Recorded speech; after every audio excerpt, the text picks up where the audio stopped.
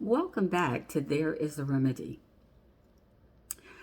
Another reason I wrote the book, Listen, This Is What I Said, is because sometimes we as wives and significant others, we run out of things to say. And what do I mean by that? Sometimes we may see things in our home that need a discussion and we don't discuss because we're trying to keep the peace, and peace escapes us anyway. Sometimes we may think the issue at hand may improve upon itself all by itself, so we don't address it. Or we may be in a hopeless situation and think it will never change if we don't discuss it, right? So what I'm trying to say is things need to be discussed. So the book is a guide, right? But we have to practice it within our marriages. As we discussed last time, love will cause us to do things in a lovingly manner. And what do I mean by a lovingly manner? When we think good, positive thoughts, when we're speaking correctly, and when we have grace in our character, then we can begin to speak with our husbands, our significant others, and they are easily entreated, or they will be receptive. That's what I'm trying to say. They will be more receptive to what we have to say. So how do we lovingly speak to him? Again, it's positive thoughts, positive reinforcement that's coming from us.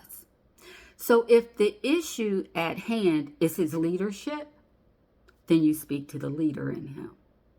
If the issue at hand is his finances, then you speak to the financial manager inside of him. And if the issue is professional, if it's something on his job or something in his business, then you as the life giver, you speak to that which is inside of him. See, I'm not just saying speak to him just so he can hear you. I'm saying speak to him so that you speak and there's a positive change inside of him.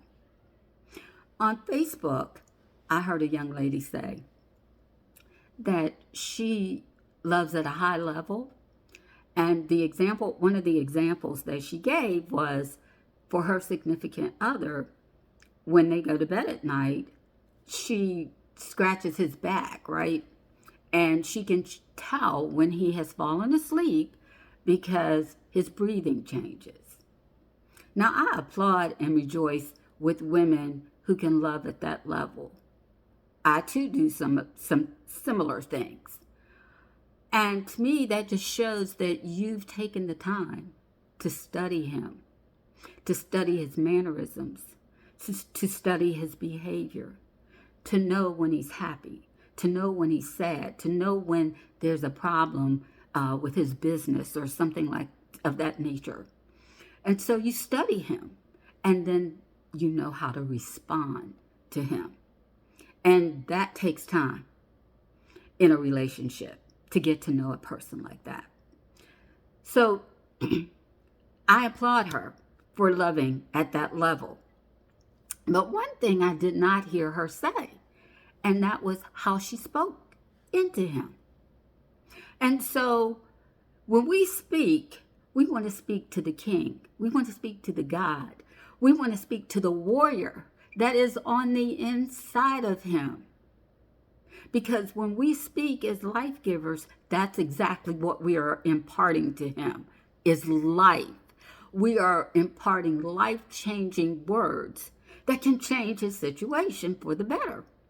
And so, for example, if it's his finances that he's concerned about, and then we as life givers, we speak the truth and not the problem. We don't amen the problem. No, that's not what we do.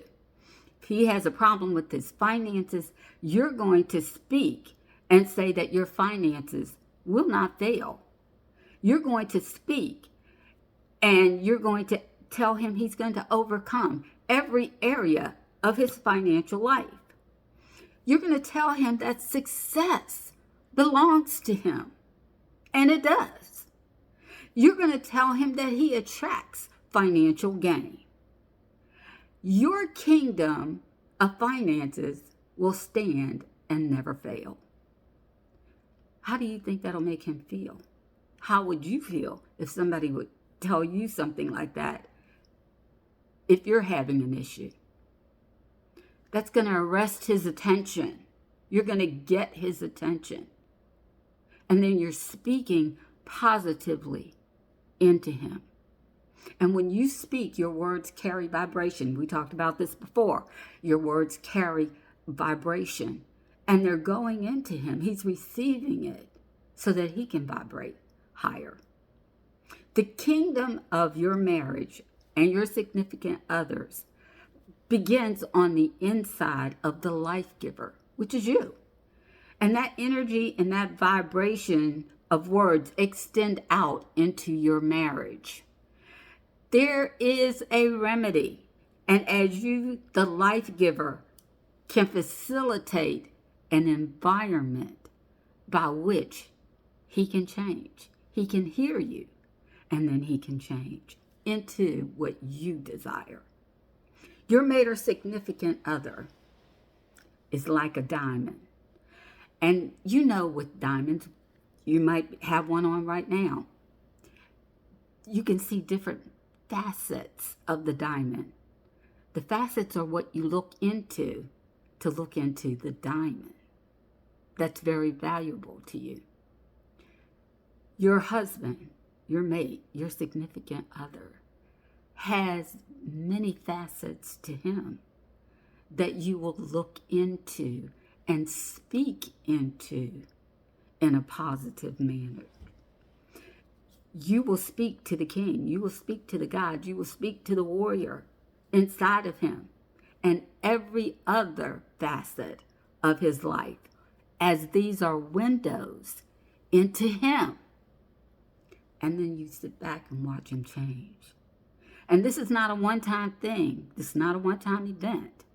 You're going to keep on speaking. You're going to keep on speaking to whatever facet of the man that needs to change. The chapters in the book represent different facets of the man and his character and how you can speak to him. And the book is only a beginning. Yeah, it's just a guide. It's only a beginning. Because the universe inside of you, the source on the inside of you, will show you things about your mate, things about your significant other that you didn't know. And then these are things that you can begin to lovingly speak to in him and watch your marriage thrive. I'm Dorothea. I love being a woman, and I love sharing with you. And I'll see you next time.